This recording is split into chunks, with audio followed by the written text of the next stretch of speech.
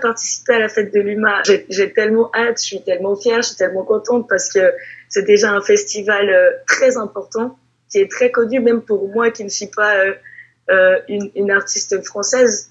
Et justement, en tant qu'artiste francophone, mais qui vit en Suisse, c'est encore plus une fierté pour moi de me dire que je suis programmée sur cette scène. On est juste super impatients et on a trop hâte de rencontrer le public de la fête de l'UMA. On est trop contents.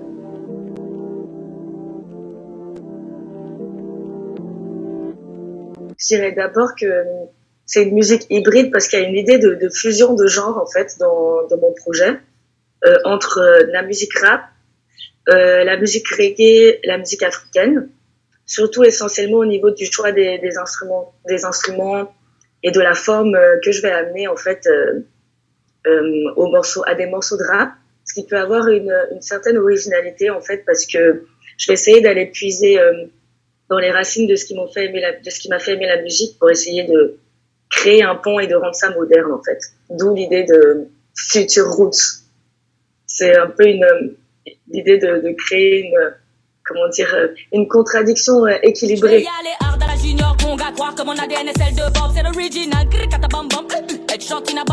La Suisse romande en particulier a toujours été très influencée par le rap français de France parce que on est francophone, donc forcément on en écoute beaucoup, on connaît plein d'artistes français, on a autant baigné dans la culture rap française que le public de France, mais je pense que il y a quelque chose qui est quand même assez différent dans nos influences et dans notre manière d'écouter la musique, parce que comme la Suisse est un pays multiculturel, je pense que une des différences qu'on a au niveau de notre scène, c'est le fait d'avoir une oreille habituée à écouter des musiques dans une autre langue, on est aussi beaucoup influencé par le rap américain en fait, par les Anglais, par les Allemands, par d'autres rap en langue latine comme rap italien, etc. Ce qui fait que je pense qu'on a quelque chose d'un peu ricain, comme on dit, d'un peu américain dans l'approche pure en fait de la musique rap et de la culture hip-hop. Du coup, je pense que c'est ce qui différencie la scène suisse, mais elle a toujours été inspirée bien sûr par le rap français et le rap américain.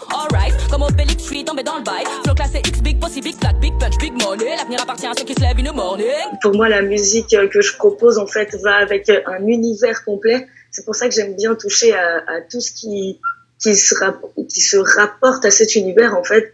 Pour moi, c'est un peu naturel. Donc, je crois en fait qu'il y aura jamais de fin à cette créativité. Qu'il y aura toujours en fait une nouvelle chose que j'aurais envie d'explorer. Une touche en plus nouvelle que je vais vouloir apporter à mes projets. Donc, finalement, je pense que je serai toujours intéressée à apprendre de nouvelles choses et à connaître de nouvelles choses et à aussi aller chercher toujours ce petit truc en plus qui manque en fait. J'ai le brassard, remontada comme le Barça. Je vais fêler leur côte comme une brassière. Politicien laisse son cœur dans une glacière. Amen. C'était pour moi vraiment un petit projet en fait, axé pour les réseaux sociaux, histoire de partager un peu quelque chose, même si entre nous les artistes et puis les fans de rap, même si on était à distance. Donc pour moi c'était vraiment un projet participatif. En fait j'ai demandé à mes abonnés sur Instagram de voter pour les artistes qui voulaient voir dessus, etc. Donc puisqu'on était 19, bien sûr que je m'imaginais qu'il y aurait un peu plus de partage que d'habitude, mais je m'attendais pas du tout à l'engouement et à quel point en fait ce projet est allé loin, à quel point il a été relayé. On a même, je suis même passée en direct au journal de la RTS ici en Suisse, enfin, comme la chaîne principale quoi. On est passé sur Move, on a le morceau qui a tourné en radio sur certaines chaînes de radio alors qu'il est même pas, il est gratuit. C'était quelque chose de fait vraiment avec le cœur, juste dans le but de partager. Et ça m'a vraiment motivée parce que ça a eu du sens pour le public, ça a eu du sens pour nous.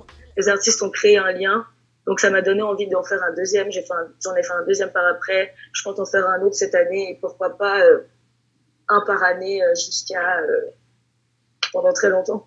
J'espère. 4 points du globe, le virus ramène. Je peux rester chez moi à graille des ramènes. Je vais connecter les petites sœurs et les doyennes en first class, toujours au-dessus de la moyenne. Et je pense qu'on a eu une chance à notre époque, c'est justement de pouvoir être connecté par les réseaux sociaux.